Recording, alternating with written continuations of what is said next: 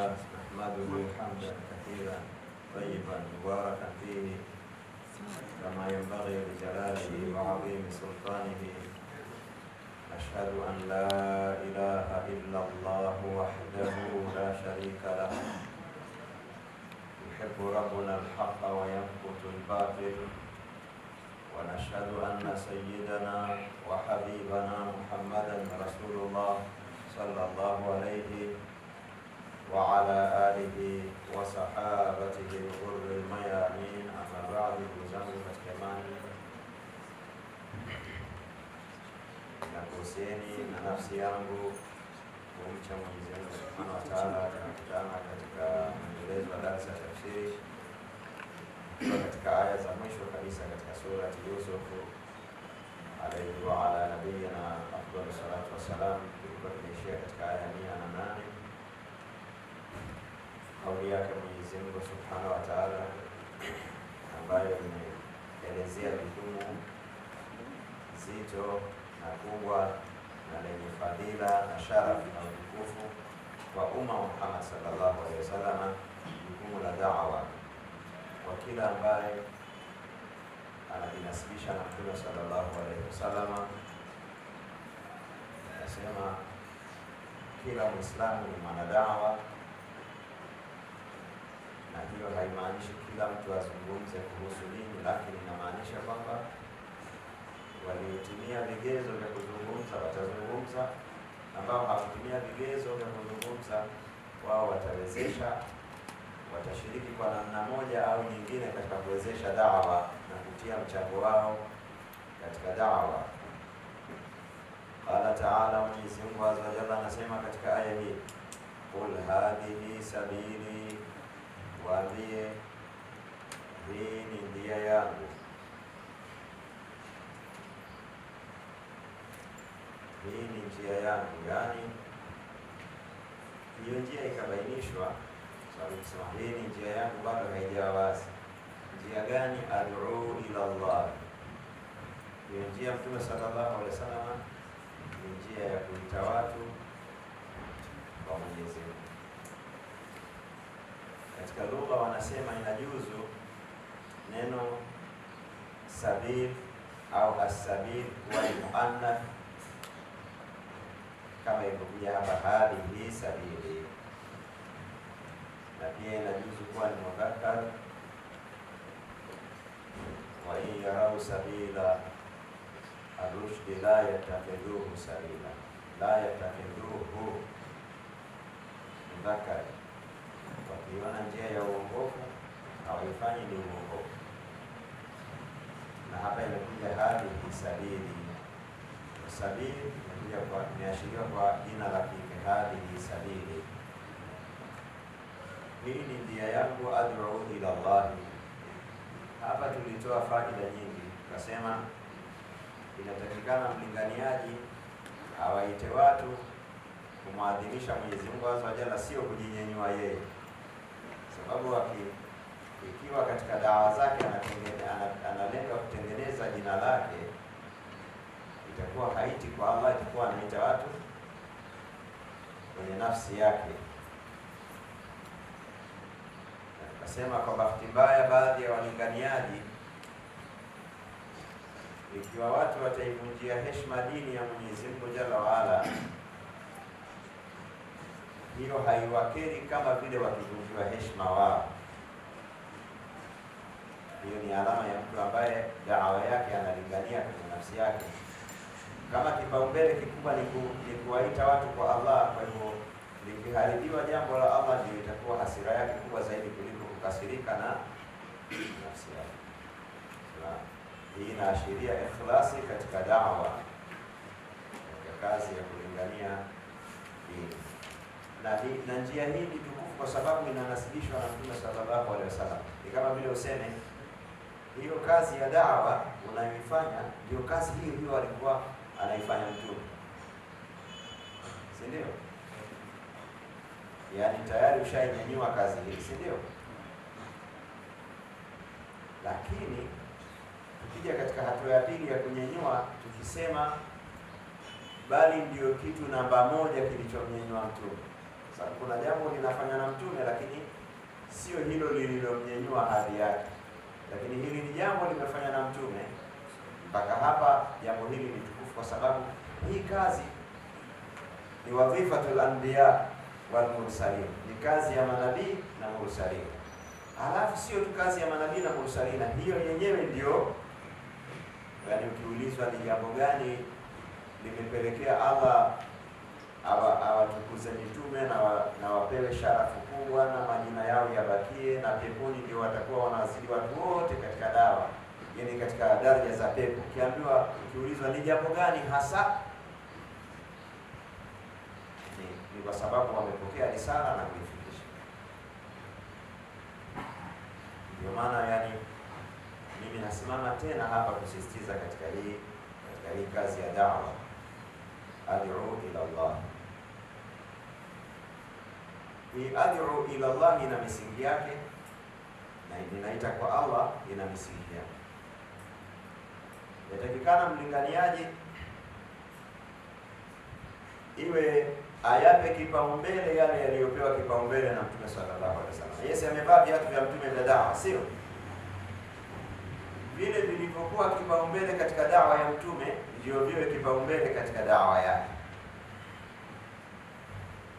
Isije kuwa wewe mlinganiaji una vipaumbele vyako, ndio unalingania katika dini, lakini labda wewe kwako matawi yamekuwa ndio kipaumbele zaidi kuliko mashina na kuliko foundation, sio? Hiyo ni kasoro katika dawa, kwa sababu wewe ukidili na mashina na matawi, alafu shina mizizi yake inakufa, hayo matawi yatakuwa hayana maana na yenyewe yatakufa, sio?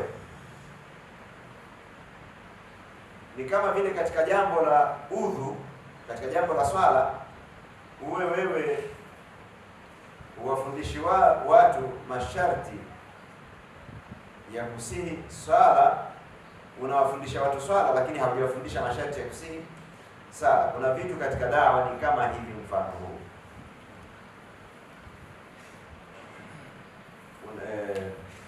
Kazi ya dawa ni kuwaita watu katika amali njema kwa lugha ya jumla, lakini hii amali njema inatakiwa watu wafanye wakiwa washachukua udhu. Simaanishi ule udhu wa kawaida. Udhu wenyewe ni udhu wa moyoni ambao ni imani na tauhidi. Shirki ni kama najisi au hadathi katika tahara. Shirki inavunja udhu. Najisi haivunji udhu, lakini ina block udhu usifanye kazi. Kama mtu nguo yake ina najisi au ameguswa na najisi katika mwili wake, hatusemi udhu wake umevunjika, lakini hawezi kuswali. Hii najisi na block sala yake sisi. Jambo la tauhidi hili la kumpwekesha Mwenyezi Mungu Azza wa Jalla ndio tahara katika ibada zote. Katika ibada zote ni tahara, kama vile tahara ya udhu katika ibada ya sala. Na Ibilisi, wewe lingania utakamolingania, akikuona umeacha kipengele cha dawa na watu wako unawajenga tu kwenye waswali bila ya kuwafundisha udhu na najisi zinazobatilisha swala na hadathi, Ibilisi anakwambia kazi iendelee, sababu anajua hiyo dawa haina matunda. Kwa hivyo hii ad'u ila Allah, hili neno ni pana, ninalingania kwa Allah subhanahu wa ta'ala, ala basiratin, kwa weledi ama kwa uoni wa kiilmu wa kihujja, ana wa man ittaba'ani, mimi na kila aliyenifuata. Kwa hivyo tukasema kwenye hili neno mimi na kila aliyenifuata, yani kila aliyeniamini. Tena hapa alitumia neno mimi na yule aliyenifuata, kwa sababu unaweza ukamwamini mtume lakini usimfuate. Kwa hivyo imetumika neno lenye maana ya ziada.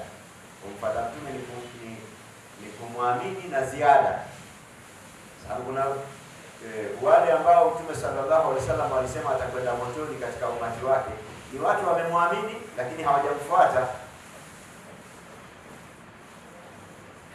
Unaweza kuwa umemwamini Mtume sallallahu alaihi wasallam, unafanya ibada za bid'a, sio haukupita katika hizo ibada nyuma ya mtume. umepogoma na njia yako nyingine na mtume na njia nyingine. Ndio wale wa Qur'ani imesema wayattabi ghaira sabili almu'minin, wamepita njia isiyokuwa ya waumini.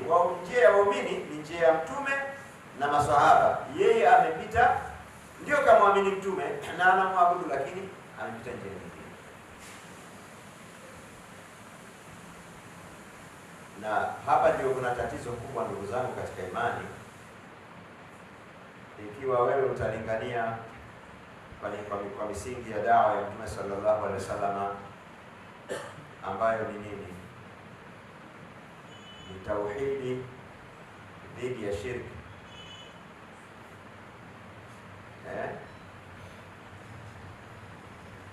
au tuseme imani dhidi ya ukafiri. Tauhidi dhidi ya shirki, sunna ndio kufuata mtume, yani kupita mapito yake yale yale, dhidi ya bid'a. Hizi nukta hizi ndio nukta za ugomvi baina ya Waislamu, kwa sababu kuna watu, kuna walinganiaji hawalinganii katika tauhidi, na msiba zaidi wakionekana baadhi yao sio tu hawalinganii katika tauhidi, wanalingania katika shirki. Bora wangenyamaza. Nake si tushasikia shekha anahalalisha hirizi msikitini, anafananisha hirizi kama vile uwajibu ama uhalali wa kuweka geti ama mlango kwenye nyumba. Si takwa la kisheria kwamba uje uweke mlango. Anasema na hirizi ni vile vile, wakati mfano haufanani kabisa. Na ramli wakaita ni kama X-ray, na ramli ni shirki. Sasa ikiwa hawa na ulingania dini, na ndio wakaja na hiyo tuliyosema hiyo ya albadiri ya maombi ya kishirikina kama ya albadiri. Ikiwa walinganiaji ni hawa walinganiwaji watakuwaje? Kwa hivyo nikija kundi lingine likalingania tauhidi, likalingania sunna, obvious watagongana na hawa. Mitazamo yao lazima itakuwa nini? Itagongana. Kuna Waislamu, kuna mashehe, sio tatizo kabisa jambo la kupiga ramli. Sio tatizo kwenda kwa mganga mchawi, sio mganga wa mitishamba, mganga wa matunguli. Kwa mashehe wengine sio tatizo kabisa.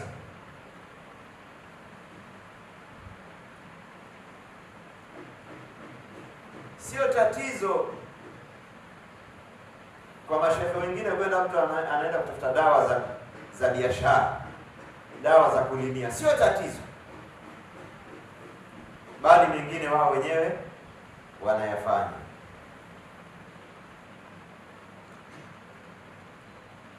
Kwa hivyo misingi ya dawa ni kubwa, dawa ya Mtume sallallahu alaihi wasallam, kwa sababu nimesema ninalingania kwa Allah mimi na wale walionifuata. Sio misingi ya dawa ni kubwa ya Bwana Mtume Muhammad sallallahu alaihi wasallam, ni ile alikuwa akikariri kwenye kila khutba yake. Kwenye vitabu vya khutba, huo mukaddima unaitwa khutbatul haja. Ukisikia khutbatul haja ama kutaka kusearch kwenye mtandao, ile mukaddima, ile introduction ya Mtume sallallahu alaihi wasallam, maneno ya utangulizi katika khutba zake, andika khutbatul haja, inaitwa khutbatul haja. Ile innal hamdalillah nahmaduhu wa nasta'inuhu wa nastaghfiruh, maneno kama haya.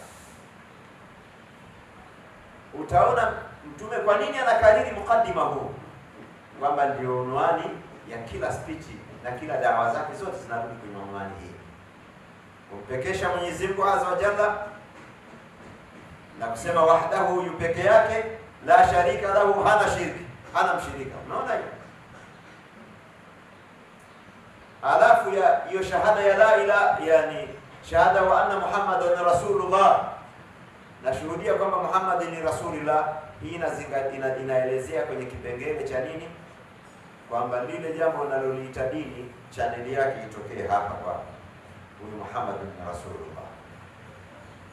Na ndio maana mbele ikaja wa iyyakum wa muhdathatul umur, na jiepusheni na mambo mapya ambayo yani hayakufundishwa na Mtume. Sababu ya zamani ni yale yalifundishwa na Mtume, mapya ni yale ambayo hayatokani na nani?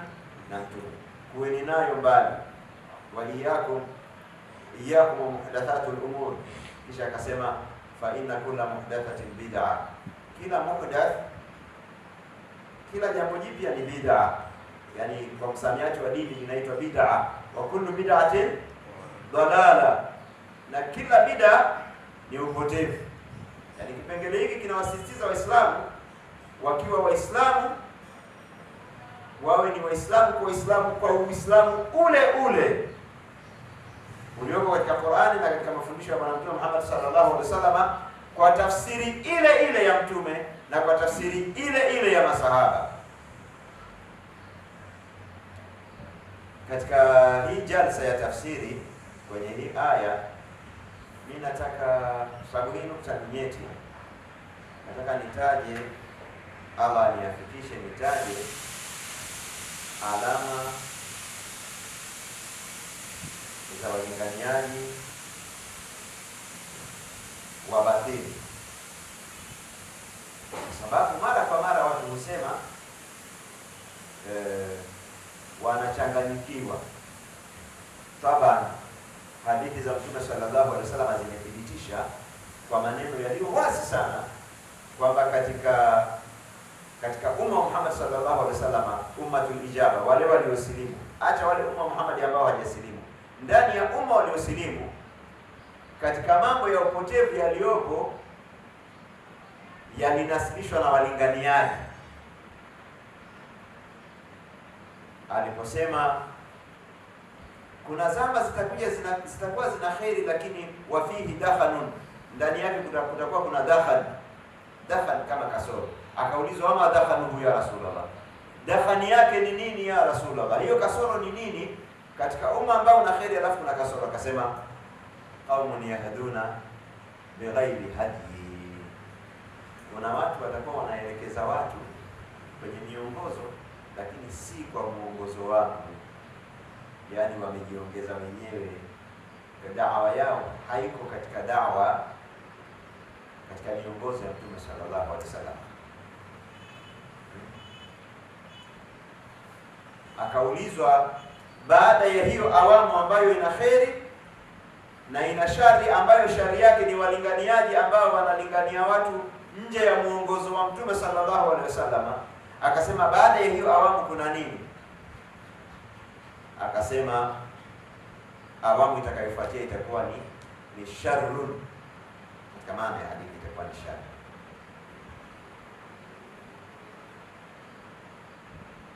Yani utakuwa kuna shari, na shari yenyewe akasema du'atun ala abwabi jahannam man ajabahu fadhafuhu fiha. Kutakuwa kuna walinganiaji, Mtume sallallahu alaihi wasallam akatumia lugha ya kufananisha, wako wamesimama kwenye milango ya jahannam. Hapa jahannam haiko hapa duniani hapa tulipo, hii ilikuwa ni lugha ya kufananisha. Yani wale walinganiaji ni sawa sawa na mtu yuko kwenye geti la jahannam, ukipita anakwambia njoo ingia hapa, anambia ukiingia, ukiwaitikia ukiingia umeingia moto. Tunafananisha hivi hapa. Nataka nukta gani? Nani amenamua? Nataka yani tuko kwenye pointi kwamba kuna walinganiaji sio nje ya Uislamu, ndani ya Uislamu wanalingania kwa jina la dini, lakini ukiwasikiliza bwana watakupeleka moto. Namba moja, kwenye kipengele cha kwanza, yani yahduna bighairi hadi, wanaongoza watu nje ya muongozo wao. Maana yake wanawapeleka watu kusiko kwa Mtume. Kama ni wanawapeleka watu kwa Mtume, wasingeambiwa wanaongoza nje ya muongozo wao. Umeelewa? Na masahaba walimwambia Mtume sallallahu alaihi wasallam, sifhum lana ya Rasulullah, tuelezee. Hapa sasa ndio point inayonilinda mimi, nisije nikaambiwa mbona unasema watu wengine, wewe si uzungumzie ya kwako tu. Hapa ndio pointi inayoilinda kwamba maswahaba walitaka kuwajua hao watu ili wakiwajua wawakwepe hao walinganiaji. Sio walinganiaji wa Mayahudi na Manaswara ndani ya Uislamu. Ndio wataambia sifu lana ya Rasulullah, hebu tuelezee wakoje ya Rasulullah. Mtume akasema hum min jildatikum, wao watakuwa ni watu wa ngozi yenu. Yaani usidhanie kwamba hao walinganiaji wa dhalala atakuwa ni mtu ametoka Irani au ametoka Pakistani au ametoka wapi. Ni watoto wa Tanzania wenzenu, Wadegereko wenzenu, Wasukuma wenzenu, wamesoma dhalala wakaja kuwafundisha wenzao, au sio? Kama hawa Manaswara wanaopoteza watu sio kama wametoka Israeli, wako hapa hapa Tanzania, ni wazaliwa wa hapa hapa. Kwa hivyo usitegemee kwamba mtu mlinganiaji wa batili atakuwa anatoka mbali. Anaweza kuwa ni mtoto wa ammi, amesoma huko Irani akaleta mambo ya Ushia, amesoma huko wapi sija akaleta mambo ya Usufi. Min jildatikum, wao wanatokana na ngozi yenu. Wayatakallamuna bilisanikum, na wanaongea kwa ulimi wenu. Ni ulimi yani lugha. Lugha yenu yani wanaongea Kiarabu. Kiarabu si ndio lugha ya Uislamu? Yes, Kiarabu ndio lugha ya Qur'an, ndio lugha ya hadithi za Mtume sallallahu alaihi wasallam, ndio lugha ya Waislamu. Sababu Waislamu hawana kabila, ila lugha yao wakiulizwa lugha gani ya kwenu, kama vile Tanzania ikiulizwa lugha gani ya taifa itasema Kiswahili. Wakenya wakiulizwa watasema lugha ya taifa ni Kiingereza. Sisi Waislamu tukiambiwa nini lugha yenu tutasema nini? Al-lughatul arabiyya, lugha ya Kiarabu. Kwa hivyo akasema wanaongea kwa lugha yenu, wanajua na kutia na irabu na wao. Lakini lugha yenu pia ina maana lugha ya Qur'ani. Walikuwa wanatumia Qur'ani na nini? Na hadithi.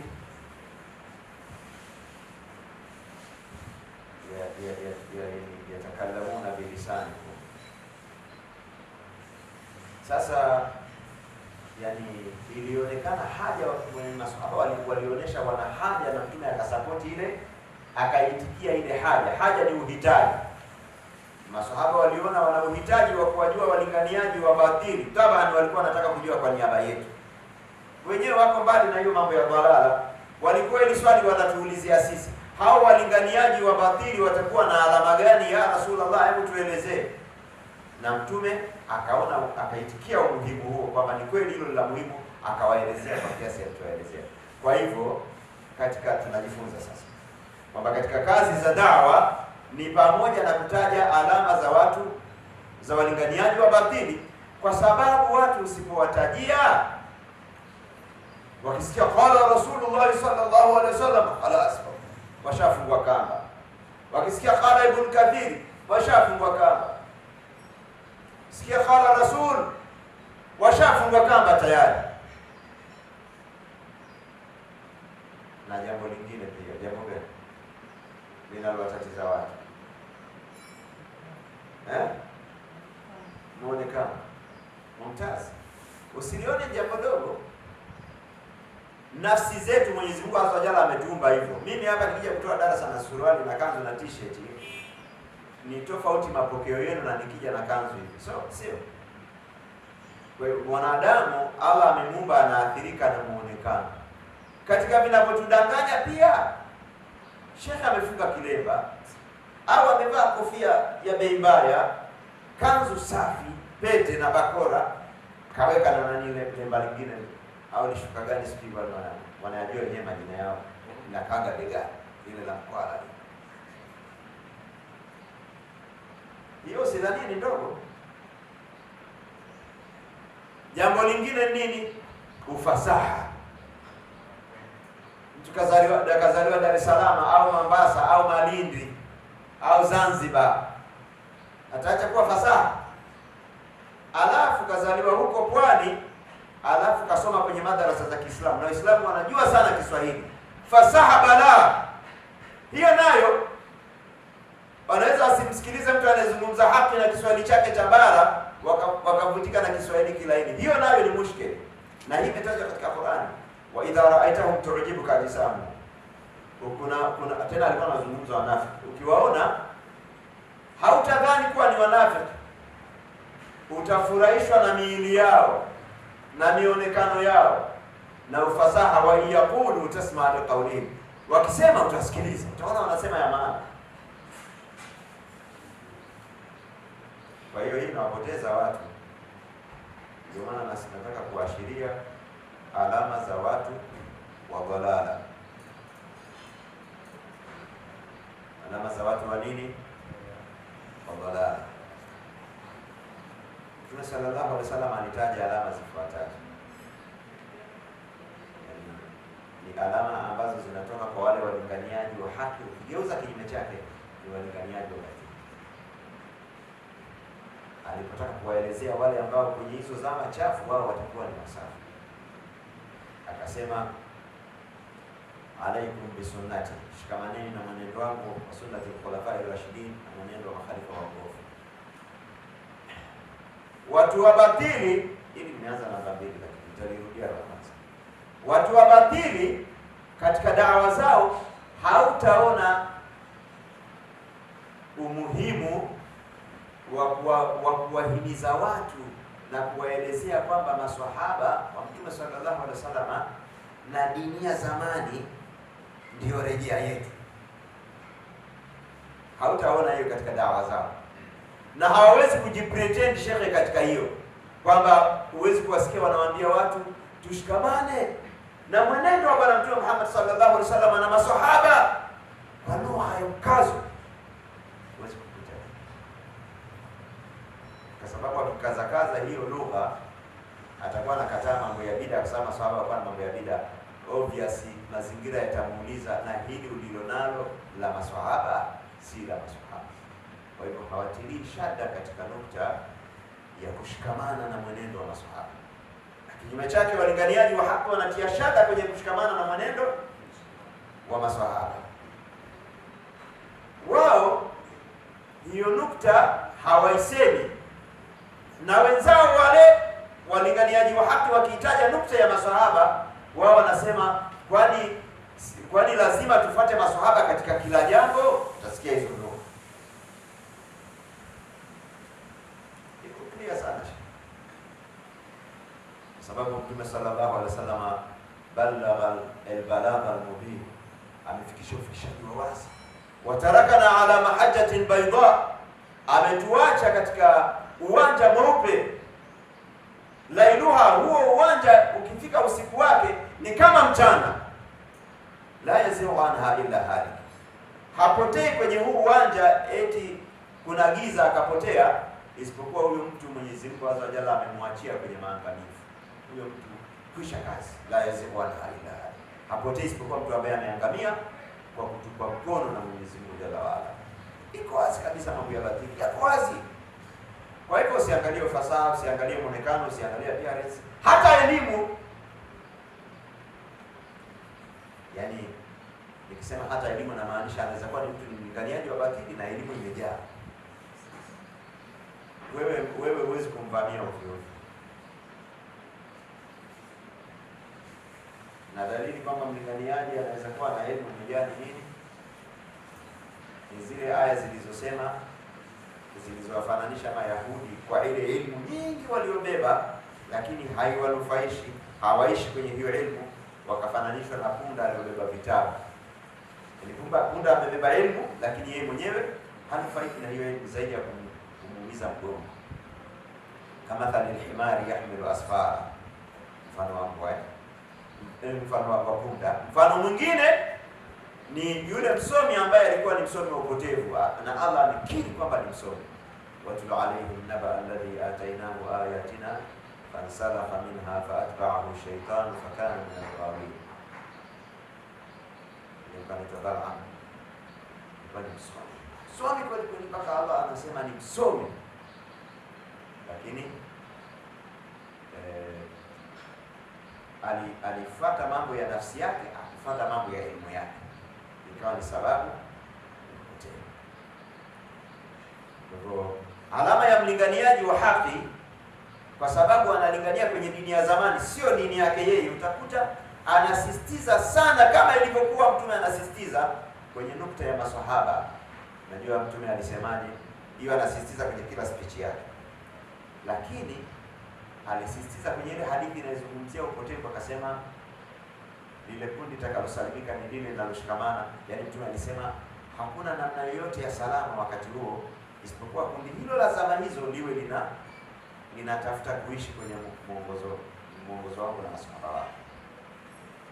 Hii hadithi ya maana alayhi yawma wa ashabi, na katika ile hadithi nasema yani alaikum bisunnati wa sunnati al-khulafai ar-rashidin. Walinganiaji wa batili, kuwalingania watu katika maswahaba ni ulinganiaji wa haki, na kuna sio kuwalingania watu kuacha maswahaba, kunyamaza tu kwamba katika dawa yako yote hawarudishi watu kwa maswahaba, huo pia ni mushkili. Walinganiaji wa haki, alama yao nyingine, wanasisitiza sana kile kipengele cha tubakie na yale jamani ambayo sote tunakubaliana kwamba ni ya Mtume sallallahu alaihi wasallam na maswahaba. Nikuulizeni sasa hivi ndugu zangu katika Uislamu, ndani ya Waislamu hakuna swala ambayo kisali Waislamu wote wanaikubali? Ipo. Kama hivi tulivyosali ya dhuhuri, ukiwaondoa Mashia, Waislamu wengine wote waliobakiwa watakwambia hii sala ni sahihi. Basi wewe fanya lile jambo ambalo watu wote wanalipa tiki. Ukifanya adhkari baada ya swala ukasema subhanallah walhamdulillah wa la ilaha illallah, kila mtu peke yake, hawa wenye dhikri za bid'a hii wataikataa? Hawakatai. Hawasemi hiyo sio kumdhukuru Allah, hawatii kasoro. Wanakwambia haki iko wazi. Kuna namna ambayo wakifanya jamani, sisi tunasema hapana, hii sio ya Mtume, lakini hii sisi tunayofanya sisi hawanaikubali. Hawawezi kusema hiyo sio namna ya dhikri ya Mtume sallallahu alaihi wasallam. Mambo ya wazi, unajua potea unataka tu, sababu kuna nukta katika dini, nukta mama ukizishika, hawa watu wanaokinzana wote wanasema kwenye hiyo nukta bwana hatuna matatizo. Sali ya dhuhuri raka 4 kwa mtindo tunaswali, watu wote wanasema hamna matatizo. Umefanya adhkari kwa kila mtu peke yake, hakuna matatizo. Umemswalia Mtume sallallahu alaihi wasallam, umekaa tu mwenyewe ukasema Allahumma salli peke yako, kuna matatizo? Ukiwauliza masufi, huyu anamswalia Mtume, wanasema ndio anamswalia Mtume. Je, huyu anamdhukuru Allah? Ndio anamdhukuru Allah. Lakini wao wana mambo ambayo yana ikhtilafu kwa sababu yamezuka, kumdhukuru Allah kwa jamaa au kwa kukohoa au kumswalia Mtume sallallahu alaihi wasallam kwa namna ambazo sallallahu alaihi, hii umepata wapi?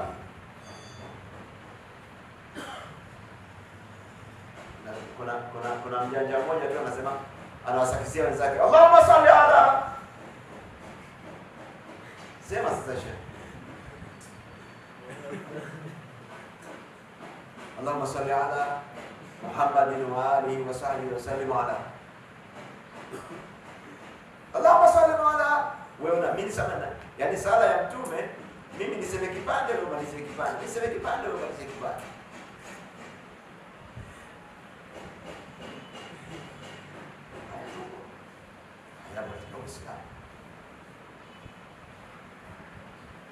Kama mtu katika kujikinga atasoma Qur'ani, atasoma adhkari za kujikinga, kuna mtu atasema ameleta bid'a.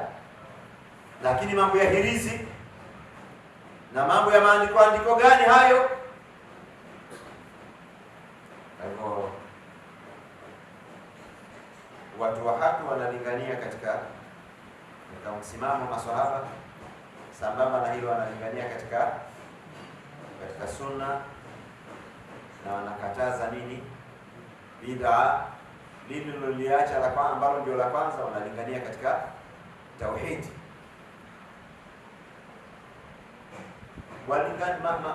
Walinganiaji wa batili, ndugu zangu, huwezi kukuta nukta inachanganuliwa na kuchambuliwa kama wanavyofafanuaga katika mambo ya udhu.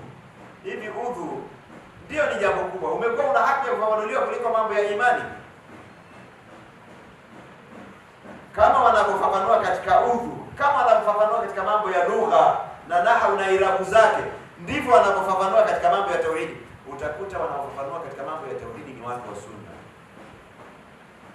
wanaelezea kwa uchanganuzi kabisa haki ya Mwenyezi Mungu ya kuabudiwa, kanuni za kutafsiri majina na sifa za Mwenyezi Mungu azza wa jalla, haki ya Mwenyezi Mungu na matendo yake, tauhidul rububia, tauhidul uluhia, tauhidul asma wa sifati. Neno gani yafaa kulisema kuhusu Allah, neno gani halifai. Wanazungumza kwa ufafanuzi mpana sana, wakimwelezea Mwenyezi Mungu azza wa jalla na masala ya imani. Lakini hawa wanaelezeaga tu bla bla, general tu basi, sababu wakienda in deep itaenda kugonga nukta za shirki zao.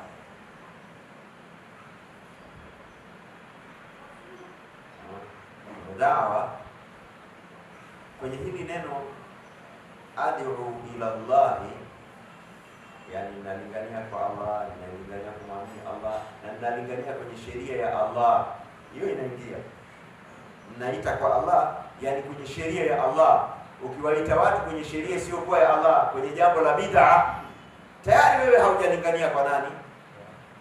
Kwa Allah.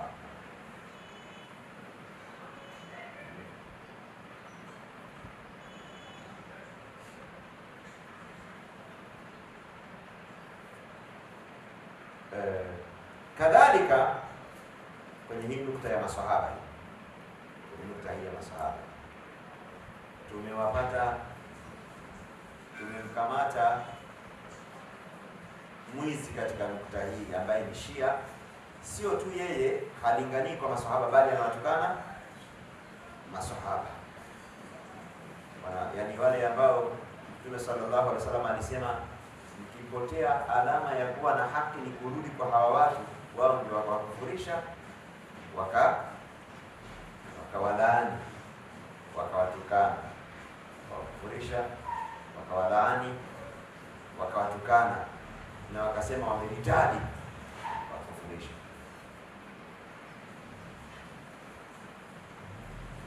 Kwa hivyo hawa jambo lao liko wazi kwamba katika hizi zama ndio wapotevu namba moja, kwa sababu waongofu wamenasibishwa na maswahaba na wapotevu wamenasibishwa na kuacha njia ya maswahaba. Wao wametukana maswahaba, mna mushkili tena juu ya upotevu wao? Hakuna mushkili. Kuna wengine wamejificha masufi, wao hawakulingania kwenye msimamo wa maswahaba wala hawakutukana maswahaba, kwa hivyo wako katikati wamejificha, sio? Kitu gani kinawadhihirisha kwamba wao wako upande gani? Kwa sababu kuna mtu anajifanya yuko neutral, lakini hayuko neutral, kiwa hakika kuna upande ambao anashabikia. Wao wanashabikia upande gani? Masufi ukimtukana Shia, sio Shia atakujibu, Sufi atamjibia Shia.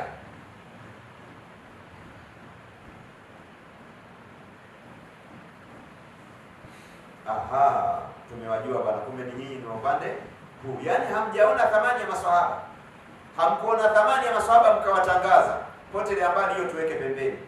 Lakini pia walipotukana na watu wengine, nyie mkasimama upande wa wale watu, mkawafanya ndio marafiki wenu, ndio mnakaa nao kwenye vikao vya maulidi pamoja na mnafarijiana, na wakitukana mashia nyinyi mnawatetea na mnasema ni jamaa zetu na ni waislamu wenzetu. Hii ni alama nyingine kwamba walinganiaji hawa mashehe wa kisufi. Nilipata kutoa mfano hapa wa Sheikh Muhammad Isa, alitoa mada za kutetea maswahaba, na kweli kuna uhitaji wa mada hizi, madalili za Qur'ani na hadithi. Akatokeza jamaa mmoja, Mwenyezi Mungu azza wa jalla amrehemu, anaitwa Muhammad Idi, akaja akamponda kweli, sio kwa mada moja, kwa mada kadhaa, series. Kwa nini unawasema mashia vibaya? Hakuwasema mashia vibaya kwa ujumla tu, aliwasema mashia vibaya kwenye nukta ya maswahaba. Na yeye akaja akamponda Muhammad Idi. Kwa nini? Bora labda ungesema labda kwa general alizungumzia kwamba mashia kwenye nukta zingine, sio? Alizungumza mashia kwenye nukta ya nini? Ya maswahaba. Yeye hakuridhika, hakuweza kuvumilia anyamaze, mpaka akamponda Sheikh Muhammad Isa kwenye nukta hii. Kumbe nyinyi masufi mashia, sera zenu ni moja kwenye mambo ya shiriki kuna mahala wanakutana, ndio maana kwa nje unaweza kuona wanatofautiana. Kuna nukta nyingi wanaafikiana, kwenye nukta ya kuzuazua dini wanafanana, bali mengi ya watu wa mambo ya watu wa masufi yanatokana na mashia. Kama ya maulidi yanatokana na mashia, mambo ya khitma hizi yanatokana na nani? Na mashia. Kwenye mambo ya shiriki ya kuadhimisha makaburi, mashia ndio dini yao. Ndio maana wakaona bora wao wasimame upande wa hawa wanaotokana maswahaba, wala wasimame upande wanaotetea maswahaba, kwa sababu wakisimama na hawa wanaotetea maswahaba kuna mambo mengi hawafikiani nao.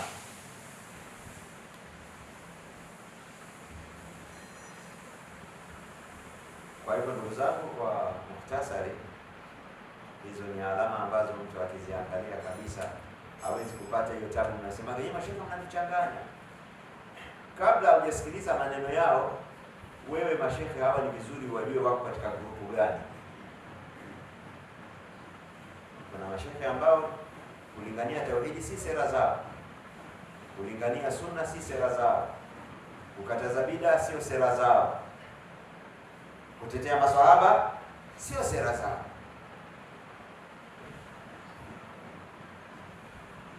Sio sera zao. Wakiteleza katika nukta hizi, usipopata katika nukta hizi utakuta wataruzi kwenye mambo mengi. Ndio maana kwao huwa sio issue ile nasikiaga hadithi sahihi, hadithi dhaifu. Kwa masufi sio hiyo habari ya hadithi dhaifu, sio issue. Au mnasema wao wanasemaga tu maneno haya yako kwenye vitabu. Yaani kama yako kwenye vitabu, hata kama ni hadithi dhaifu au ni kauli ya mwanachuoni lakini ni dhaifu, inatosha kwamba hilo ni jambo la kuchukuliwa, kwa sababu si watu wa kuhakiki mambo. Kwa hivyo sio rahisi usikie kwa hadithi hii ni dhaifu, sio rahisi. Labda usikie kwenye mjadala anataka kutetea jambo lake, ndio aweze kusema kama anapata mwanya wa kuchomeka hiyo hadithi ni dhaifu. Lakini kwamba katika speech zao tu hii hadithi ni dhaifu, si marekebisho uelewa, sio mambo yao. Na ile dini original inapatikana katika Qur'ani na hadithi zilizo sahihi za Bwana Mtume Muhammad sallallahu alaihi wasallam. Hayo ni maneno machache niliona niashirie kidogo kwenye yatokanayo na aya hii, kauli yake Mwenyezi Mungu ala aya 108 katika sura ya Yusuf, qul hadhihi sabili ad'u ila Allah, waambie hii ni njia yangu ambayo inalingania kwa Allah. Kwa hivyo hii ni njia yangu imetafsiriwa njia hivi ya kulingania kwa Allah, ala basiratin, kwa uoni. Hapa tulisema ndugu zetu matablighi wajirekebishe kwenye ile sera yao. Mtu akisilimu sasa hivi atamwambia toa karibu, na kwamba sisi tutakuwa hatujaupokea Uislamu vizuri. Lazima kila mmoja katika sisi awe anatoka kwenda kulingania kwenye hiki kipengele ala basirati, kwa uoni, kwa uelewa, kwa hoja, si mpaka usome. Ama kwenye nukta kwamba hii ni kazi ya umma wa Muhammad ni sawa. Kanuni ile ile tuliyosema, wa kusema atasema, ambaye hawezi kusema atachangia.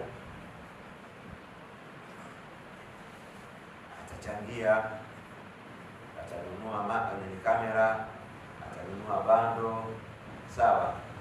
Atanunua kama meza hivi, sinapendezesha darasa hivi ataweka mafeni kwenye msikiti, atajenga msikiti, kupata hali ya hewa nzuri, ndio tunafanya darasa kwa utulivu, sio? Huyu anayefanya mambo haya naye yuko katika dawa, lakini si yeye mwenyewe anasema, anawezesha. Kwa hivyo kwenye hiki kipengele ala basiratin, ndugu zetu matablighi wajibadilishe, wajirekebishe. Ala basiratin. Kwenye kipengele cha ana wa manittaba'ani, ninalingania mimi na yule aliyenifuata. Hapa kama watu wana dawa ina sera maalum, kuna mambo wameyafanya ni maalum.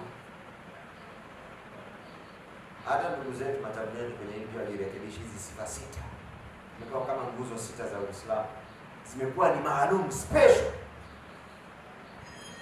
Yaani usilete jambo hata kama linafaa, usilipe umaalum. Najua hii nukta pia watu hawajui katika huu mlango unaoelezea mambo ya bid'a. Jambo linaweza kuwa lipo lakini halina umaalum. Qiyamul layl ipo, unaweza kusimama usiku wowote ule, lakini wewe ukiweka umaalum siku ya Aljuma, kila Alhamis. Ulipoulizwa kwa nini bwana unaweka umaalum wa kuswali tahajjud katika siku ya Alhamis au siku ya Aljuma, kwa nini? Ukatoa maelezo yanayoonyesha kuna umaalum na kuna fadhila na kuna ubora, kwa sababu ukatoa logic labda hizi ni siku tukufu na nini. Natoa hapana, ule umaalum na huo ubora maalum kama haukutajwa katika sheria usiseme. Je, qiyamul layl ipo kwenye hizi siku zote? Ipo, lakini kuichagua siku kaipa umaalum ni makosa. Kama unasali wewe qiyamul layl kila usiku wa Ijumaa, tukikuuliza useme kwa sababu kwa mkia Alhamisi mimi ndio off yangu, yani siku yangu ya mapumziko. Kwa hiyo ninasali usiku wa Ijumaa, yani kwa mkia Ijumaa, sababu Ijumaa ndio siku yangu ya mapumziko. Sababu hata kama nina usingizi sitasinzia kazini, na nayo fursa ya kulala, nitakwambia ruhusa. Kwa hivyo kufanya kitu maalum ambacho hakikupewa maalum na sheria ni katika aina za bid'a. Kufanya kitu maalum ambacho hakikupewa, kwa mfano watu kufanya dhikri si ruhusa wakati wote, lakini tukafanya kuna eneo maalum tunakutana na kuna nyiradi maalum tunazifanya, tukaleta umaalum kwenye jambo ambalo linafaa alikuwa na umaalum, tukiweka umaalum. Sasa tunasikia hawa ndugu zetu wana mambo maalum ambayo yamefundishwa ni yale dunia nzima. Jambo la kwanza ni hili, jambo la pili hili, mpaka yanafika sita. Inaitwa sifa sita. Hapa napo warekebisha. Qul hadhihi sabili ad'u ila Allah ala basiratin ana wa man ittaba'ani. Katika aya hii imeashiria kabisa msingi wa da'wa ya mlinganiaji, yani asikose hapa, asikose kwenye kipengele cha kufuata Mtume sallallahu alaihi wasallam na kuonesha umuhimu wa kumfuata Mtume sallallahu alaihi wasallam na maswahaba, kadhalika asikose kwenye kipengele cha tauhidi. Wa subhanallah, na Allah ametakasika. Unajua neno subhanallah ni kalima ya tauhid. Wa subhanallah, na Allah ametakasika, Allah amepekeka, ndio tauhidi. Alafu dhidi ya shiriki, wama ana minal mushrikina, mimi si katika washiriki. Kama ni vipengele hivi tulivitaja, alafu tukarudia tena, ni sawa. Wewe sura Al-Fatiha unarudia mara ngapi? Ni swala mara 17. Ni sala 5 za faradhi, na ni sala za sunna hizi zinafika 20 na ngapi, na hakuna mbadala. Yaani unapozungumzia nukta za msingi katika dawa ni lazima uyaseme, hayawezi kuyakwepa. Na kwa kuwa yameluzi katika jamii tulionayo, lazima yakaririwe, kwa sababu wasemaji wenyewe wa nukta hizi ni wachache, wanaosema kinyume na hivi ni wengi. Kwa lazima ujitahidi kurudufisha hizi na kutoa kopi nyingi za mada hizi, ili angalau ziweze kutanabahisha juu ya mambo ambayo yako dhidi ya mambo haya msingi katika dawa.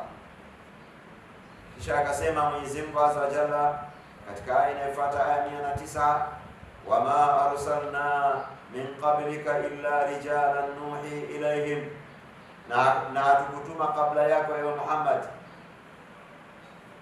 illa rijalan nuhi ilayhim, isipokuwa wanaume tuliokuwa tukiwapelekea wahi. Nini madhumuni ya aya hii?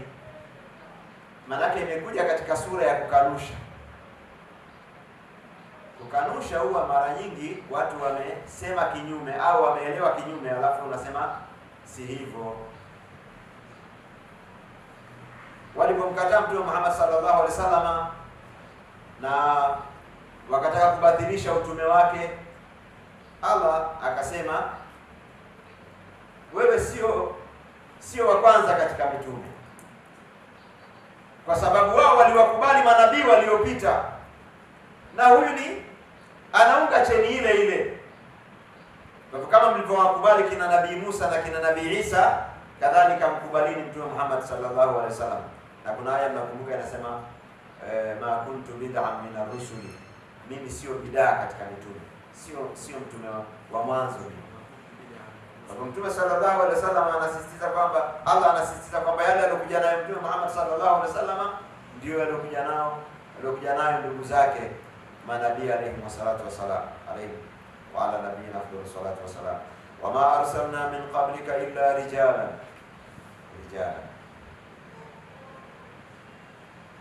Baadhi ya wanachuoni wamesema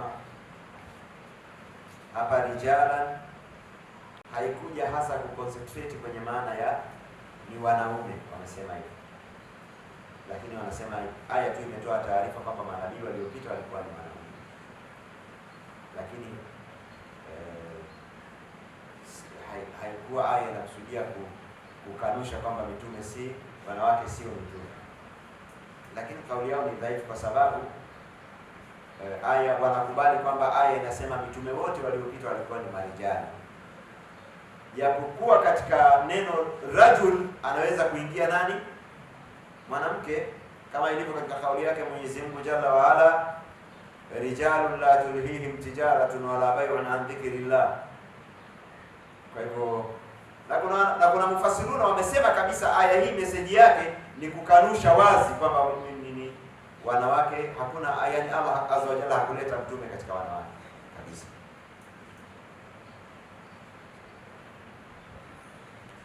Wama arsalna min qablika illa rijalan, hatukutuma kabla yako isipokuwa wanadamu, wanaume.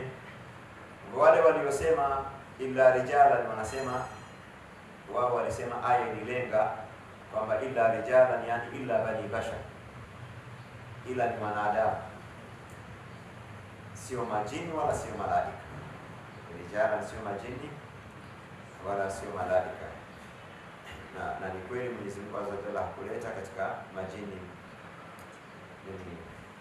wala malaika. Haikanushi utume moja kwa moja kwa malaika. Malaika baadhi yao mitume, yani, lakini hakuna mtume yani malaika ametumwa kwamba akawalinganie wanadamu. Manabii wote walikuwa wanalingania binadamu walikuwa ni wanaume na ni binadamu, na Allah Jalla wa Ala hakutuma mtume katika wanawake. Na hii inaashiria kwamba jambo la uongozi ni jambo la wanaume. Jambo la uongozi ni jambo la wanaume, na hii hailengi kuwaponda na kuwadhalilisha wanawake,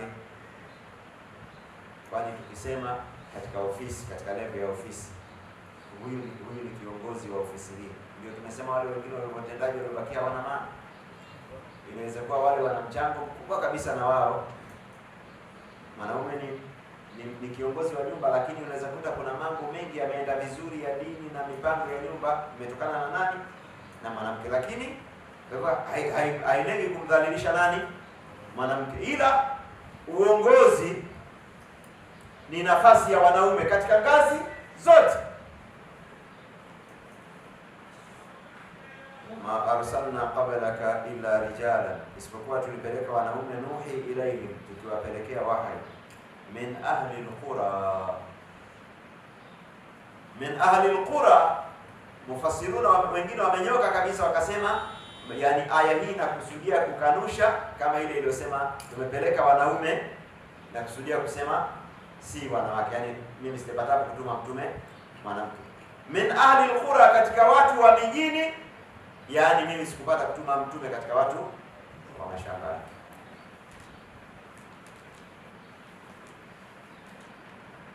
Na hii inaashiria fadhila kwa engo fulani kwa watu wa mjini, sio katika kila jambo. Inaashiria fadhila kwa engo fulani kwa watu wa mjini. Hata utaona mambo mengi ya kheri, hata haya ya dini yanatokana na watu wanaoishi mjini. Wajala bikum min al-badri min ba'di an nazagha ash-shaytanu bayni wa bayna akhawatikum afalam yasiru fil ardi, hivi hawatembei katika ardhi, hivi hawajatembea katika ardhi, fayandhuru, wakaangalia. An-nadharu ni kuangalia kwa kuzingatia na kuchunguza. Wachunguze kaifa kana aqibatu alladhina min qablihim, waangalie ni vipi ulikuwa mwisho wa wale waliokuwa kabla yao. Yani nini mahusiano ya hii sentensi? Waangalie ni kitu gani kiliwatokea wale waliokuwa kabla yao. Nini mahusiano ya sentensi hii na ile iliyotangulia, tumetuma mitume kabla yako?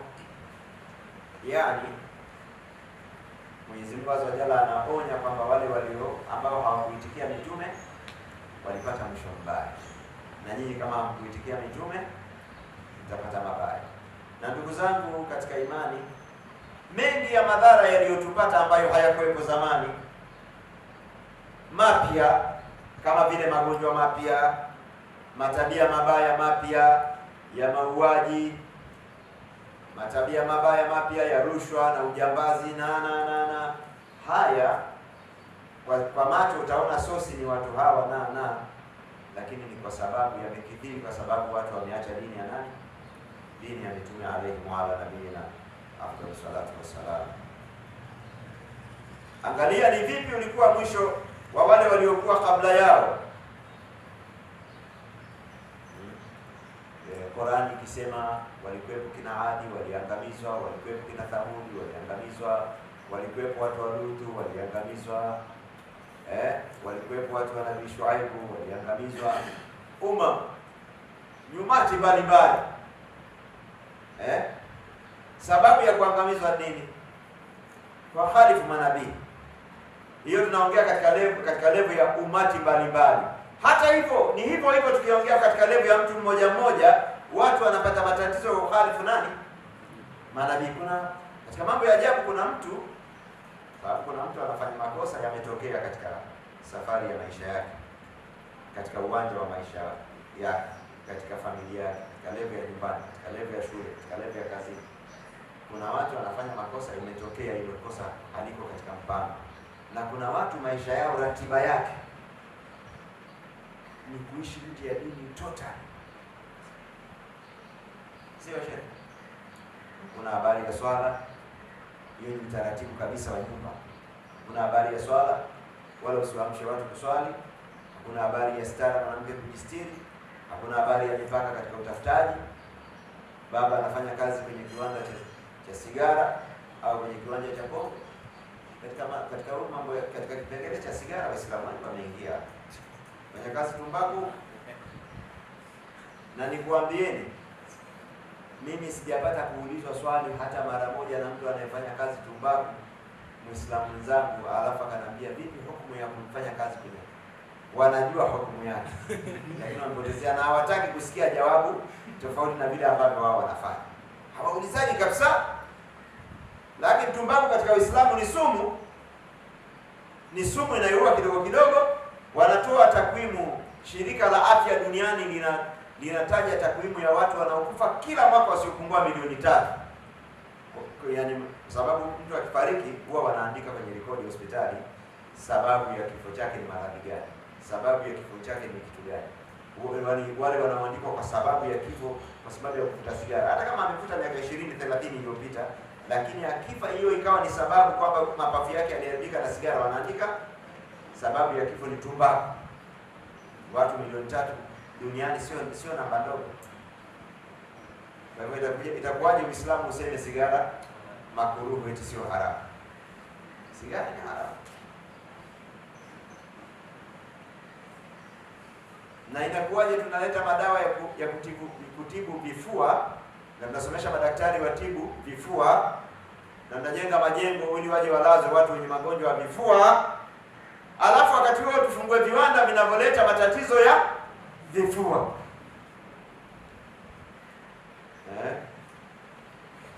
Hiyo katika Qur'ani inaitwa ya'mahuna, wana mangamanga. Unafahamu mangamanga ni kwamba unatembea, tukikuangalia hatuoni mwelekeo wako. Wafanya hivi alafu wafanya jambo nalo kinzana na hivyo unapofanya. Watu wote wasioshika mwongozo wa dini wanapambana na ukimwi, lakini hawapambani na mambo ya kusababisha nini? Zina yanasababisha ukimwi.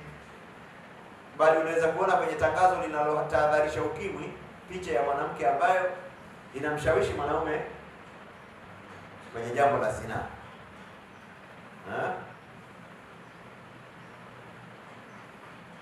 Kwa hivyo madhara mengi yanatokea katika nchi, katika mataifa kwa sababu ya watu kumwasi nani? Mwenyezi Mungu Jalla waala. Hiyo tumelifaa wapi? Tumesema kama ambavyo waliwakhalifu mitume, nyumati waliwakhalifu mitume, Mwenyezi Mungu Azza wa Jalla aliwaangamiza, na sisi hata kama hatujaangamizwa katika level ya nchi, hata kama hatujaangamizwa katika level ya familia, lazima kuna mahusiano kati ya matatizo yanayotupata na makosa yetu ya kuwakhalifu nani? Ya kuwakhalifu mitume ama kumkhalifu Mtume Muhammad sallallahu alaihi wasallam, kama ilivyokuja katika Qur'ani, falyahdhari alladhina yukhalifuna an amrihi an tusibahum fitnatun au yusibahum adhabun alim. Na tahadhari wale wanaokhalifu amri ya Mtume sallallahu alaihi wasallam wasije wakapatwa na fitna au wakapatwa na adhabu. Nini tofauti ya vitu hivi? Fitna ni jambo linalokutatiza kunako dini yako, linalokuwa ni mtihani wa wewe kupotea, na adhabun alim, adhabu iwe ni katika mali au katika mwili au katika heshima au yusibahum adhabun alim. Aya inayofuata inasema hata idha stay'asa ar-rusulu wa dhannu annahum qad kudhibu ja'ahum nasruna fanujjiya man nasha'u wa la yuraddu ba'suna 'anil qawmil mujrimin, mpaka walipokata tamaa mitume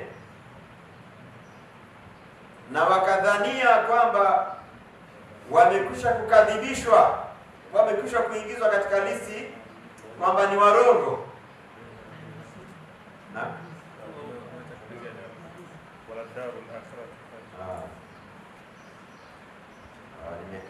nimeruka kipande. Afalam yasiru fil ardi, hivi hawajatembea katika ardhi, fayandhuru, wakaangalia na wakachunguza, kaifa kana aqibatu alladhina min qablihim, ni vipi ulikuwa mwisho wa wale waliokuwa kabla yao, kwa sababu ya kuwakhalifu mitume. Wala darul akhirati khairul lilladhina taqaw, angalia hii ni kama comparison, na mwisho mwema, na mwisho na nyumba ya akhira au na mji wa akhira ni bora kwa wale waliomcha Mwenyezi Mungu Jalla wa Ala. Afala taqiluna, hivi hamuelewi? Hii kwenye hiki kipengele, wala darul akhirati khairun, nyumba ya akhira ni bora, yani ni bora kuliko dunia. Hii comparison inawaponda watu ama inawakumbusha wale ambao hawawekagi kipimo cha kulinganisha kati ya ladha ya duniani wanayoipata katika maasia na ladha ya akhira wanayoipoteza katika malipo ya toaa. Lazima mtu awe ni mtu wa mahesabu. Umemtamani mwanamke wa duniani ukaamua kufanya maasia, huoni kama unapoteza kwa hiyo ladha ya duniani inayopita, unapoteza ladha ya wanawake wazuri wa akhira? Unatafuta pesa za haramu ili ujenge nyumba, huoni kwamba unaharibu kaburi lako? Huoni kama unaharibu nyumba yako ya akhira, unapoteza? Sema wewe ni mtu kupiga mahesabu. Kuna mtu mwingine, mwanamke kwa mfano, anapata posa ya mtu ambaye sio Muislamu, ana mali, ana cheo. Mwanamke asiyejitambua anaona kuliko kufa maskini bora akale bata. Haya, kula bata baada hujui utakufa lini, umekufa ghafla katika ukafiri au katika hayo maasi, unapenda wapi? Huoni kama hizi bata zimepoteza bata wengine walio bora zaidi? Lazima mtu awe anafanya nini? Mtu wa calculation. Kusikiliza muziki unapoteza ladha ya kusikiliza Qur'an.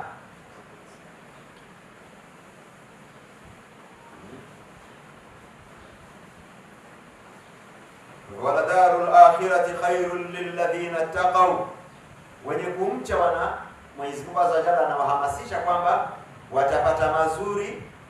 Manake katika takwa kuna kupoteza mazuri ya dunia ambayo yanaitwa ni mazuri ya duniani. Napitwa na piskali. Lakini kwa ajili ya wanawake wa akhira mahurul ain, hawa ni bora kuliko hawa. Kwani kwa nini Mwenyezi Mungu Azza wa Jalla alisema walahum fiha azwajun mutahhara, watapata wanawake waliotoharika, hawana harufu mbaya wala hawana damu ya hedhi wala nifasi wala hawaendi haja. Kwa nini Allah alitaja hivyo? Ili watafute, usije ukatatizika na hawa ukapoteza wale. Ndio maana ya hii. Kwa hivyo Allah Azza wa Jalla amekombea hapa kati ya dunia na akhira, lakini hakutaja wazi ni dunia, akasema tu wala darul akhirati khairul lilladhina taqaw, na nyumba ya akhira ni bora kuliko wale wenye kumcha Mwenyezi Mungu Azza wa Jalla. Afala taqiluna, hivi hamuelewi? Yani hili ni jambo la calculation za akili tu. Lakini huyu anayeambiwa ni nani? Ni yule ambaye kwa imani yake na elimu yake anajua yani akhira ni bora kuliko dunia. Sasa inakuwaje anachagua dunia badala ya akhira? Afala taqiluna, hivi hamuelewi? Hivi hamna akili?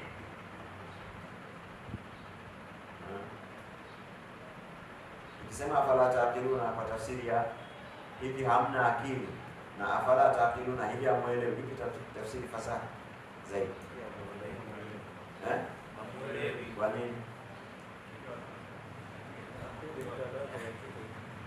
Kwa sababu taqiluna ni tense, hamuelewi ni tense, sio?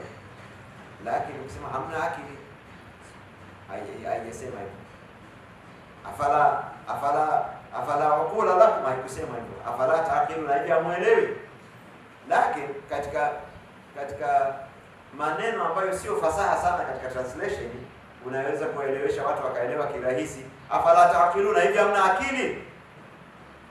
Yaani ukisema hivyo hujaenda mbali katika tafsiri.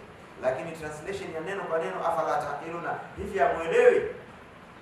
Afala taqiluna, sasa Waswahili wanatumiaga zaidi hili neno afala taqiluna, hivi hamna akili. Sawa. Hata idha stayasa ar-rusul, mpaka walipokata tamaa mitume. Hili neno mpaka, hii ni harfu tadullu ala al-ghaya wa nihaya, ni harfu ambayo inafahamisha hatima na ukomo, si ndio? Maana yake kuna maneno yameondoshwa katika uslubu wa lugha, sio yalikuwepo katika Qur'ani yakafutwa. Hapana, yameondoshwa katika uslubu wa nini? Katika uslubu wa lugha, kwamba mitume walilingania, wakawaonya watu wao wakiacha dawa watapatwa na adhabu, lakini ukapita muda mrefu wale watu hawakupata na adhabu, mpaka wakaona mitume ni waongo, na mitume wakaona kweli tumeingizwa kwenye nini, tumekuwa katika listi ya kukadhibishwa. Halasi hili jambo la kukadhibishwa limekwisha kutupata, kwa sababu kile tulichokisema hakijaja. Tabani mitume hawezi kuwa na dhana mbaya na Mola wao. Huenda wanaweza wakadhani kwamba wao labda ndio waliokosea masharti, hawezi kumdhania Mola wao vibaya, lakini wakapatwa na ile kukata tamaa katika engo ya ubinadamu. Wadhannu, na wakadhania annahum qad kudhibu, kwamba wao wamekadhibishwa. Katika mazingira kama haya, jaahum nasuruna, iliwaijia wao nusura yetu, fanuji ya man nashau, wakaokolewa wale tuwatakao.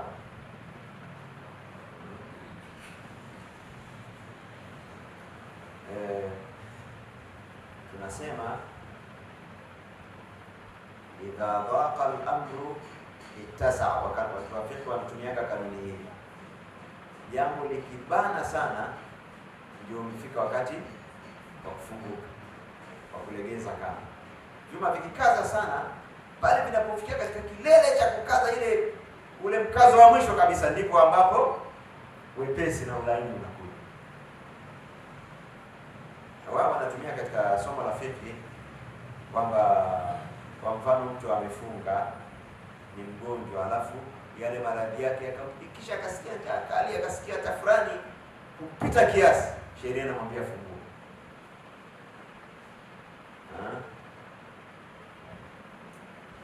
Sheria inamwambia fanya nini? Afungue. Watu wakiambiwa kila wanapodondoka nzi katika nguo zenu na nzi wanaanguka kwenye najisi, safisha mahala hapo. Ikiwa hiyo inaleta dhiki sana, basi sheria inasamehe. Idha baqa al-amru ittasa'a. Ukiambiwa damu ni najisi, ukiosha nyama uioshe mpaka itakate mpaka mwisho, damu isionekane kabisa, hiyo ingeleta dhiki. Sheria ikafanya nini? Kalegeza. Wao wanatumia katika fiqh, lakini katika mambo ya muamala wa Mwenyezi Mungu Azza wa Jalla na waja wake, inna ma'al usri yusra. Kila unapopatikana ule uzito katika ile level ya mwisho kabisa, ndio huo unakuja wepesi, kama ilivyokuja katika aya hii, na kama ilivyokuja katika kauli yake Mwenyezi Mungu Azza wa Jalla, wa yunazzilu al-ghaitha min ba'di ma qanatu wa yanshuru rahmatahu. Allah anateremsha mvua wakati wa ukame, pale ambapo watu wanasema basi. Yaani kuna wakati wana matumaini mvua itanyesha, mpaka wanafika mahala basi bwana hamna mvua tena, ndio inanyesha. Yaani katika matendo ya Mwenyezi Mungu Azza wa Jalla, katika sunna za Mwenyezi Mungu Jalla wa Ala, hata idha stay'asa rusulu, mpaka walipokata tamaa mitume. Nasema hii mpaka hili neno linamaanisha kuna habari habari hii kuna mahala ilipoanzia imekatwa, yaani mitume walilingania, watu wao hawakuwaitikia, wakawaonya kwamba watapata adhabu. Watu wakasema adhabu lini, adhabu lini, adhabu lini, adhabu lini, adhabu lini. Haikuja mpaka na manabii wakafikia nao adhabu hii bwana labda haiji. Ndio ilipokuja nusura ya Allah kuwanusuru mitume wasikadhibishwe na kuonesha maumivu kwa wale waliokadhibisha na matokeo mazuri kwa wale ambao waliamini. Hata idha stay'asa rusulu, mpaka walipokata tamaa mitume. Wa dhannu annahum qad kudhibu, na wakadhania kwamba wao wamekwisha kukadhibishwa khalas. Jaahum nasruna, ikawaijia nusura yao. Fanujia man nashau, wakaokolewa wale tuwatakao. Ndio watu wengi hawajaelewa hili neno anapolitumia Mwenyezi Mungu, yashau, atakavyo, amtakaye, awatakao. Kwa tafsiri ya neno kama lilivyo, Allah kwenye aya hii kwa mfano, Allah amewaokoa awatakao. Imesema hivyo ama hajasema hivyo? Lakini je, hawa waliotakiwa kuokolewa ni wametakiwa kiholela? Kwa vigezo, wale waliowafuata mitume ndio waliookolewa. Hii haiwezi kuwa tunawaokoa tuwatakao ndio walio, baadhi yao katika wale walioasi mitume na wakaokolewa. Ingekuwa neno tuwatakao liko kiholela, wangeingia na wale wengine ambao, sababu si linachukua tukiholela. Lazima uelewe Mwenyezi Mungu akisema tunamuongoza tumtakaye, huyo atakiwaye ni maalum. Tunamwadhibu tumtakaye, huyo atakiwaye kuadhibiwa ni maalum. Tukawaokoa tuwatakao, hao tuwatakao ni maalum. Sasa kwa nini Allah anasema tumtakaye wakati kuna vigezo? Kwa sababu kila kitu kinaenda ndani ya utashi wake. Kila kitu kinachotokea kiko ndani ya utashi wa Mwenyezi Mungu Jalla wa Ala. Fanujia man nashaa wala yuraddu ba'suna 'anil qaumil mujrimina, wala basi yetu, ubaya wetu, adhabu yetu ikija huwa hairudishi kunako watu waovu.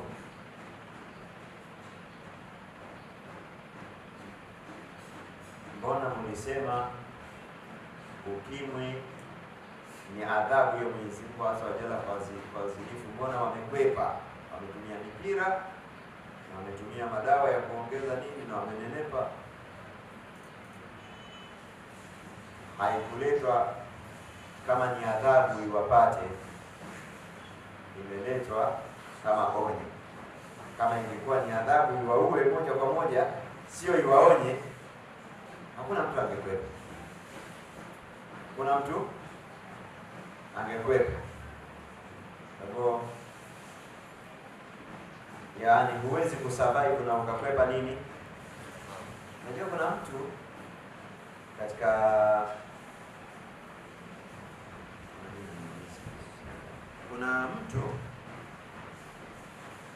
katika haya mabomu ya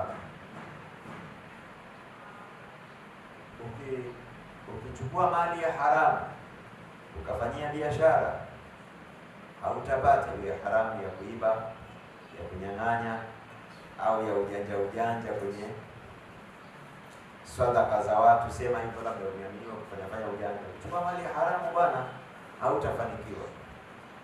Umepewa ukajenge msikiti wa milioni 200, ukajenga milioni 150, kapiga paa, hautafanikiwa. Na huyu mtu anajua kauli hii kwamba na kanuni hii kwamba hautafanikiwa, tukuletea madhara. Kwa maana anasema tafanya jambo la kukwepa hayo madhara. Jambo gani? Sitanunulia magari kwa sababu magari yanaweza yakapinduka. Mimi nitafanyaje? Kujengea majumba, kwa sababu nyumba bwana haiko kwenye riski. Nani anakuambia?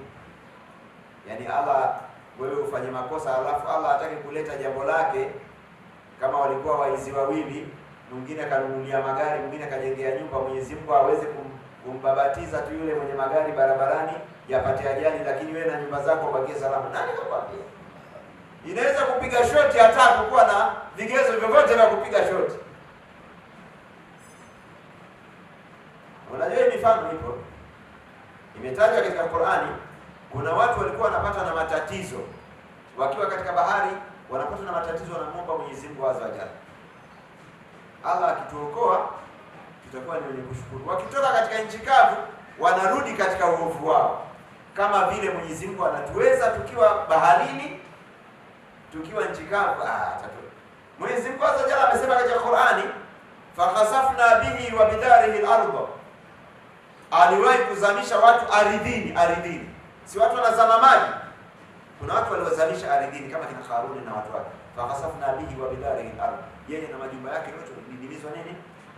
Ardhini. Na kuna mtu mmoja ametajwa katika hadithi katika watu waliokuwa na kiburi zamani, Allah alimzamisha ardhini, mtume akasema mpaka leo bado wanazamaga tu, ardhi ina vibrate chini, kama vile ukienda kupeleka vibration kwenye nini, kwenye zege lililotota maji, linafanya nini? Linaenda chini. Mfano huu unawahusu kina nani pia? Kuna madereva wanaoendesha malori makubwa, kwa bahati mbaya sio wote, huwa wana tabia mbaya za kuwa na michepuko njiani. Utaona mtu amenunua marundo ya mikate ameweka kwenye gari lake, sema hii mikate yote anakula, na akatoka nyumbani kwake, labda mji wake huko Dar es Salaam, anaenda Kongo. Hii mikate anapeleka wapi sasa? Hali yeye kila mara akifika mkate. Sasa wakati mwingine inawaijaga roho ya imani ya kumwogopa Mwenyezi Mungu, hafanyi maovu kwenye gari, lakini anashuka anaingia guest. Kwa hivyo anaona Mwenyezi Mungu anaweza kumletea matatizo akiwa kwenye gari, lakini hawezi kumletea matatizo akiwa nani kakwambia? Kwa hivyo unaweza kusalimika tu ikiwa Allah hajataka upate na jambo, lakini kama amekutakia upate jambo, litakupata tu hata ufanye mbinu gani. Nasije akafanya maasi akidhani kwamba nitakwepa, yani vile vipengele ambavyo Mwenyezi Mungu azza jalla amesema anaadhibu, nitakwepa hivi, ni kwepe adhabu. Huwezi kukwepa adhabu ya Mwenyezi Mungu azza jalla. Wanutia man nashau, tukawaokoa tuwatakao, wala yuraddu ba'suna anil qaumil mujrimin, ubaya wetu hauwezi kurudishwa kwa watu waovu ikiwa tumeufungulia. Kisha hii ni aya ya mwisho inayofuata katika sura ya Yusuf, kwa sababu mwanzo wa sura ilikuwa inazungumzia kisa cha Yusuf alayhi wa nabina afdalu salatu wassalam, na manabii wengine wakaguswa kama wazee wake kina Yaqub, kina Ishaqa, kina Ismail, kina Ibrahim. Ndio Allah akasema laqad kana fi qasasihim ibra, hakika imekuwa katika visa vyao. Imekuwa nini? Mazingatio. Ibra ni mazingatio, yani masomo ya kujifunza, masomo ya kuchukua. Kwa mfano katika hasadi iliyotokea kati ya Yusuf na ndugu zake, au tusiseme kati ya Yusuf na ndugu zake, maana yake neno hili linafahamisha kama vile na Yusuf aliona hasadi kwa Yusuf, kwa ndugu zake Yusuf kwa Yusuf. Hilo na hiyo ni katika masomo ambayo yanatakiwa yachukuliwe, na vile ambavyo Mwenyezi Mungu Azza Jalla, Yusuf alikuwa anaonekana anaenda kwenye matatizo, lakini kumbe ndio anatoka.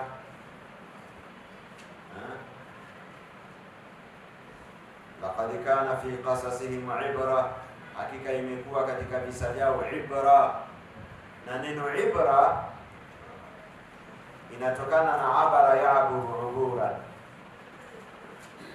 kuvuka ng'ambo ndio inaitwa abara, kuvuka ng'ambo.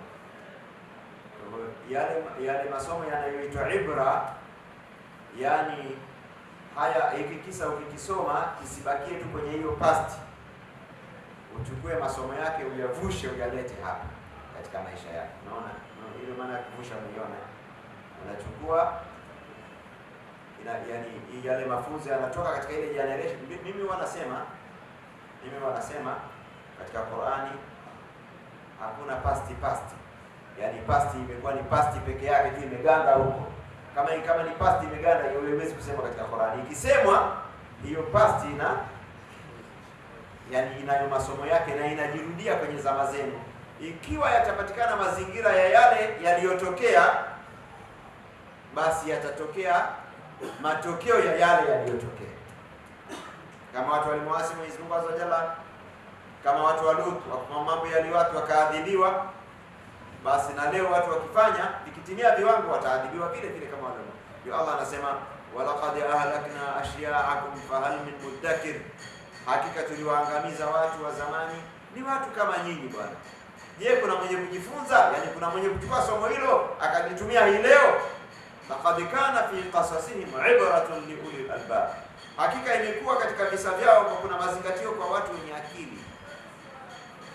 Tunatafsiri Kiswahili neno albab, watu wenye akili, ni nyingi, lakini asili ya hili neno hasa ni nini? Kama vile ibra tumesema ni mazingatio, lakini asili tukahitaji sio. Hii albab ni jamu ya lub. Lub ni kiini ambacho ni kitu cha thamani sana kwenye kila kitu. Kwenye mbao, kwenye mti ile wanaita wavuna mbao wanaita roho ya mti.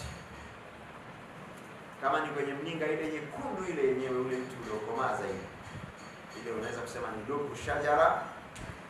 Kwenye mbegu, kwenye muhindi ile ambayo ukitia maji ndio inayoota, hiyo ndio inaitwa nini?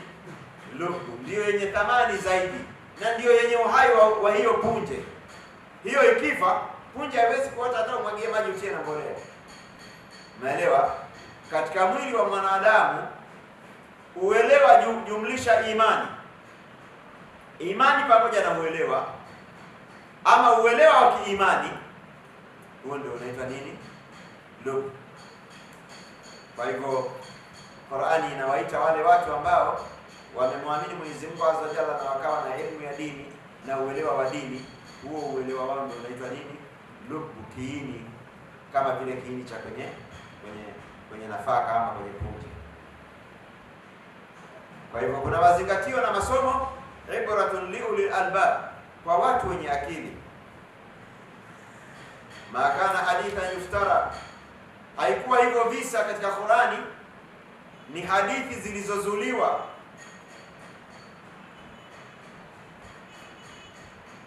Walakin tasdiqa alladhi baina yadayhi, lakini hivyo visa vinasadikisha yale yaliyoko kabla yake, yani kabla ya Qur'ani.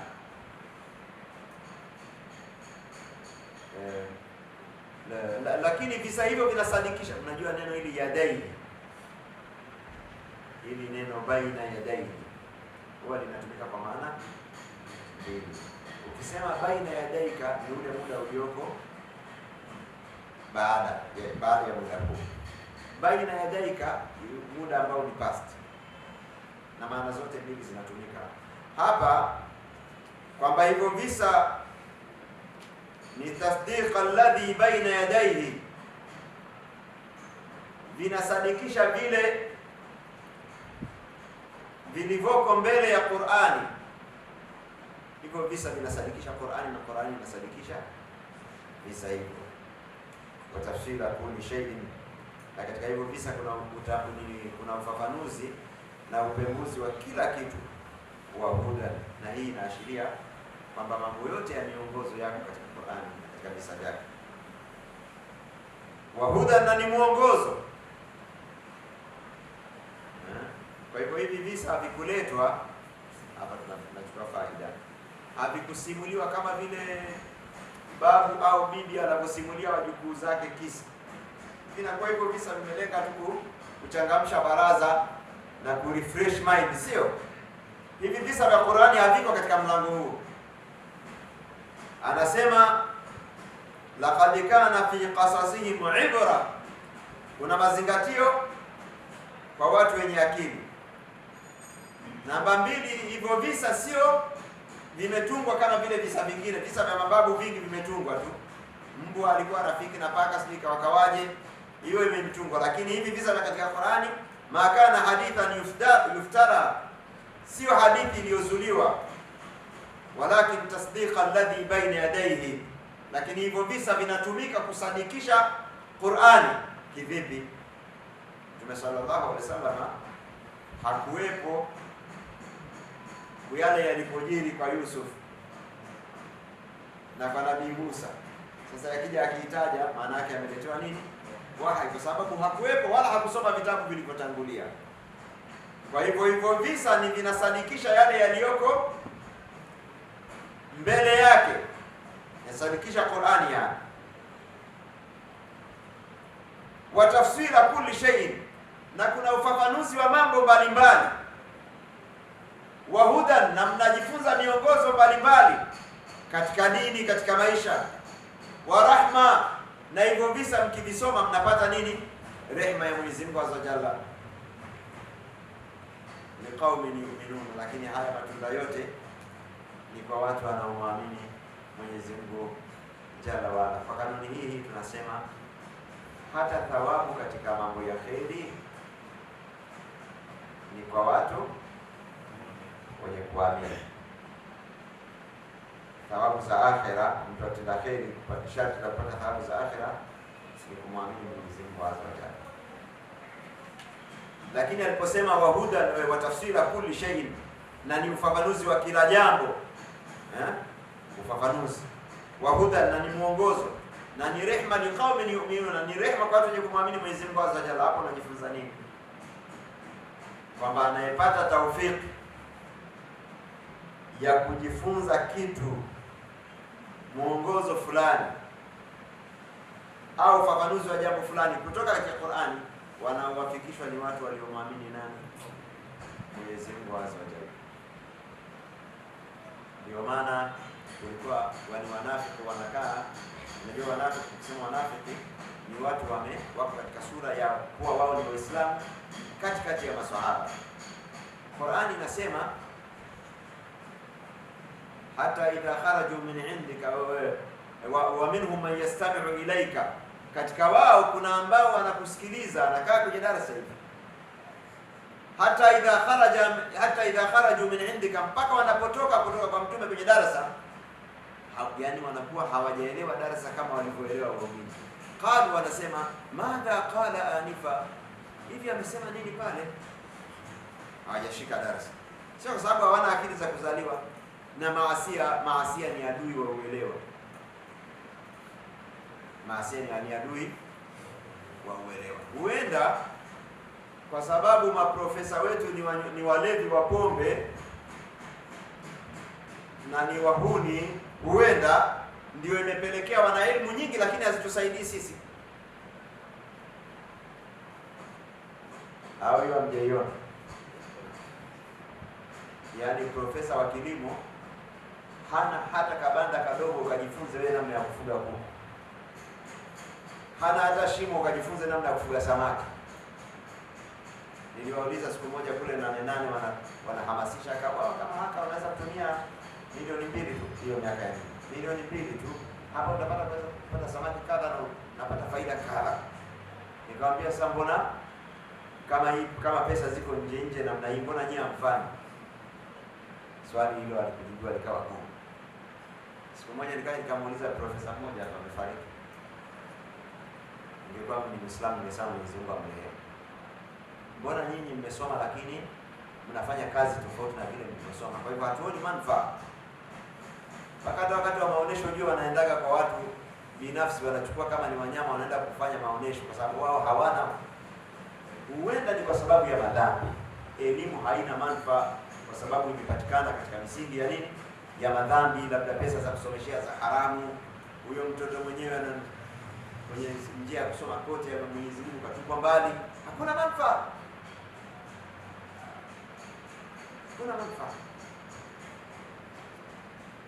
Tunamwomba Mwenyezi Mungu Jalla Jalaluhu atujalie kusikiliza maneno